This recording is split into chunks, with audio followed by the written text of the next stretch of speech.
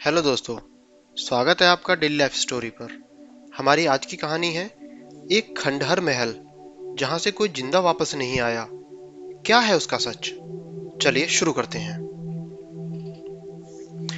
एक खंडहर महल था। बाहर से देखने में बिल्कुल उजाड़, पर भीतर से इतना आलीशान था कि राजा महाराजाओं के महल भी शर्मा जाएं। उसका बहुत कम लोगों को पता था। लोग उस खंडहर महल के पास जाने से भी कतराते थे।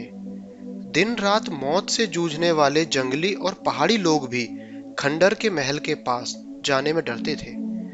वह महल घने जंगलों के बीच बना हुआ था। इन्हीं जंगलों से लगी हुई एक बस्ती थी। इस बस्ती में रमेश नाम का एक धनवान आदमी रहता था। रमेश के दो बच्चे थे।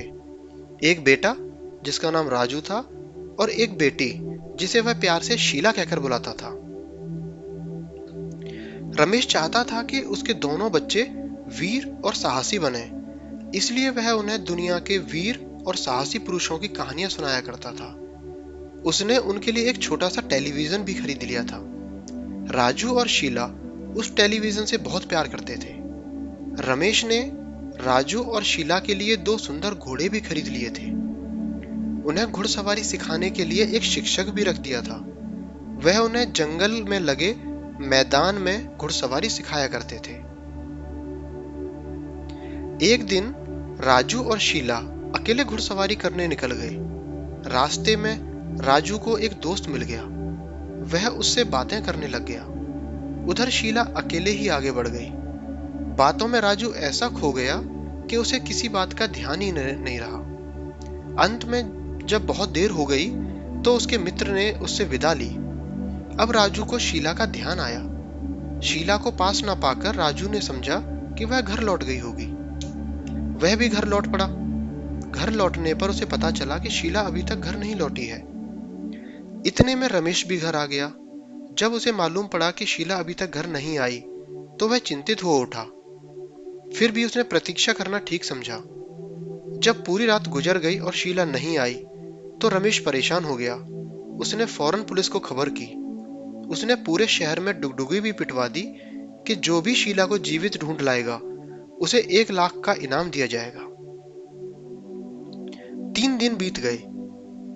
कोई व्यक्ति शीला को ढूंढकर न ला सका। अब राजू ने मन ही मन निश्चय कर लिया। दूसरे दिन सुबह 4 बजे वह एक चाकू लेकर घोड़े पर जंगल की तरफ चल दिया। जंगल में पहुंचते पहुंचते सुबह हो गई। थोड़ी दूरी पर राजू को एक नदी दिखाई दी। उसका पानी सूर्य की किरणों के प्रकाश से सुनहरा चमक रहा था। उसने अपना घोड़ा उधर ही घुमा दिया। अचानक खरखर की आवाज हुई तो उसने सिर घुमाकर देखा। 4 कबीले वाले उसके घोड़े के पास खड़े थे। कबीले वालों को देखकर वह थोड़ा सहम गया। उन चारों का रंग बिल्कुल काला था। सिर पर तरह तरह के पंख लगे हुए थे। कमर के नीचे वह किसी जानवर की खाल का वस्त्र पहने हुए थे। रमेश ने राजू को जंगली कबीलों वालों की कुछ बोलियां भी सिखा दी थी।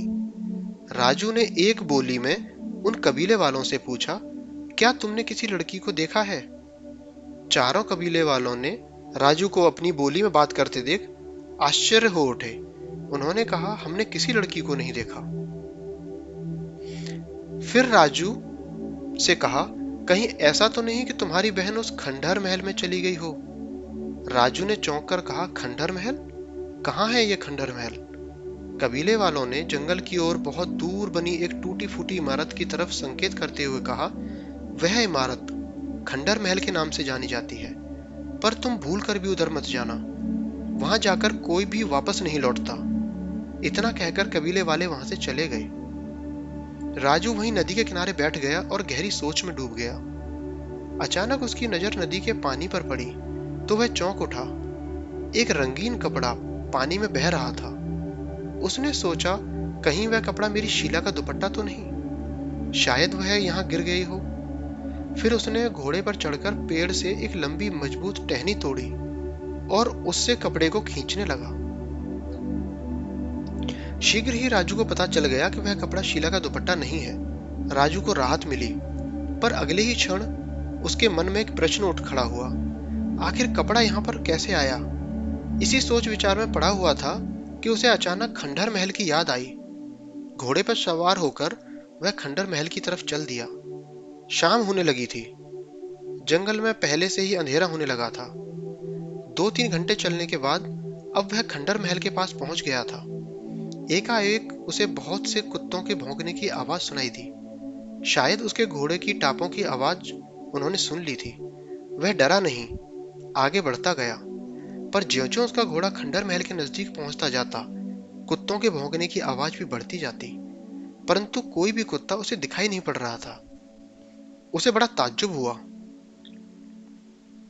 जब राजू खंडर महल के काफी पास पहुंच गया तो उसने देखा 50-60 शिकारी कुत्ते मोटी मोटी जंजीरों से बंधे हैं और कुछ दूरी पर एक मोटा साधारण सा आदमी खड़ा है। राजू को देखते ही वह चिल्लाकर बोला, आइए राजू साहब, महल के भीतर चलिए। राजू चौंक उठा। इस व्यक्ति को उसका नाम कैसे मालूम पड़ा? पर अगले क्षण वह सतर्क हो गया और घोड़े से उतरकर उस व्यक्ति के पास पहुंच गया। थोड़ी देर बाद वे दोनों महल के भीतर थे। महल की शान शौकत देखकर राजू दंग रह गया। लगता था जैसे किसी बहुत बड़े देश के राजा का महल हो।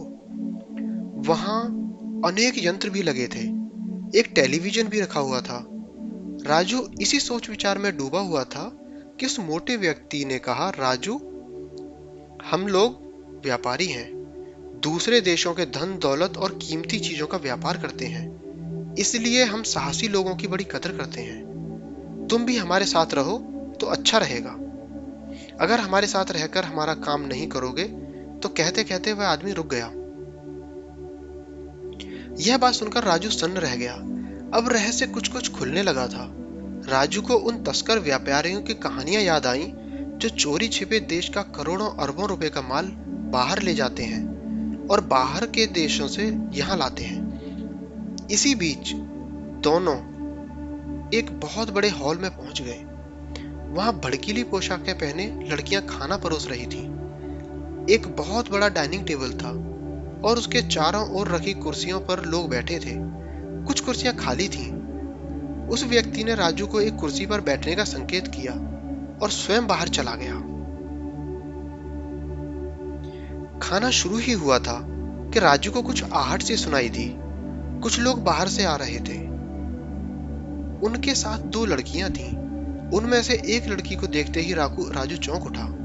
वह शीला थी।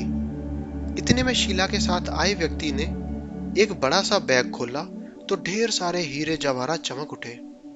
जब वे सब माल देखने में मशगूल थे तो राजू की निगाह शीला से मिली और उसने आंखों ही आंखों में उसे कुछ बताने की कोशिश की। राजू को देखते ही शीला का चेहरा प्रसन्नता से खिल उठा, पर राजू की आंखों का संकेत पाकर वह फौरन उदास होने का नाटक करने लगी। राजू ने तत्काल एक योजना बना ली और फिर नकली उबासियां लेने लगा। उसकी नींद भरी आंखें देखकर एक लाल पोशाक वाले आदमी ने कहा, मेहमान को कमरे में ले जाकर इनकी खातिर करो। 2 व्यक्ति उसे एक कमरे में ले गए। उस कमरे के बीच में एक बहुत ही सुंदर पलंग पड़ा हुआ था। कमरे में कोई खिड़की नहीं थी, केवल 2 रोशनदान थे। उन दोनों लोगों ने राजू को उस पलंग पर लिटा दिया। उसने भी आंखें मूंद लीं। वे दोनों व्यक्ति बाहर चले गए। बाहर से दरवाजा बंद होने की आवाज आते ही राजू पलंग से कूद पड़ा। उसने रोशनदानों तक पहुंचने के लिए चाकू से दीवार पर छोटे छोटे गड्ढे बना लिए। फिर उन्हीं छेदों पर पैर रखकर वह रोशनदान तक पहुंच गया। अचानक एक जोर की आवाज हुई और राजू चौंक उठा। उसने देखा कमरे के बीच की जमीन जहां पर पलंग पड़ा हुआ था तिरछी होती जा रही और पलंग भी उलट रहा है। उसने रोशनदान के जंगले को कसकर पकड़ लिया। राजू ने देखा जमीन के अंदर एक खाई हो गई है और उस खाई से कुछ तेज आवाज आ रही है, मानो वहां कोई तेज झरना गिर रहा हो। थोड़ी देर में खाई अपने आप बंद हो गई, फर्श सीधा हो गया, पलंग भी अपनी जगह सीधा हो गया। यह सब 1 मिनट में हो गया था। अब राजू की समझ में कबीले वालों की बात आई कि यहां से कोई क्यों नहीं वापस लौट पाता। नदी में फंसे कपड़े का भी रहस्य समझ में आ गया था। अब उसका साहस और भी बढ़ गया था। उसने रोशनदान से झांक कर देखा। दूसरी तरफ उसे एक कमरा नजर आया। उसने देखा कमरे में 3-4 लड़कियों से घिरी शीला बैठी रो रही है। वह परेशान हो उठा फिर वह रोशनदान से नीचे उतर आया और दूसरे रोशनदान पर चढ़ने की तैयारी करने लगा। काफी मुश्किल से वह दूसरे रोशनदान तक पहुंच पाया। उसने रोशनदान से झांका तो दूर उसे आग जलती हुई दिखाई दी। वह समझ गया कि इस रास्ते से बाहर निकल सकते हैं। रोशनदान की सलाखें लकड़ी की थीं। चाकू से उसने सलाखों को काट लिया और बाहर निकल आया। अब तो सारा मामला आसान था। राजू जंगल में लुकता छुपता बस्ती तक पहुंच गया। उसने वहां अपने पिताजी को सारी बातें बताई। रमेश ने उस समय अपने शहर के पुलिस के दरोगा से बात की। कुछ घंटों के भीतर सब खंडहर महल के पास पहुंच गए। पुलिस को देखते ही महल में रहने वाले लोगों ने शिकारी कुत्तों को छोड़ दिया, पर रमेश ने तुरंत गुड़ की भेलियां कुत्तों के सामने फिकवा दी। कुत्ते बड़े चाव से उसे खाने लगे। ये देखकर बदमाशों ने हथियार डाल दिए। राजू ने अंदर जाकर शीला और उसके साथ कैद 8 लड़कियों को छुड़ाया। खंडहर महल का राज खुल चुका था। इसका सारा श्रेय राजू के साहस को जाता है। तो दोस्तों, ये थी हमारी आज की कहानी। अगर आपको हमारी कहानी अच्छी लगी हो तो इसे लाइक करें, शेयर करें और हमारे चैनल को सब्सक्राइब करें। मिलते हैं आपसे बहुत जल्दी दूसरी कहानी में। Thank you.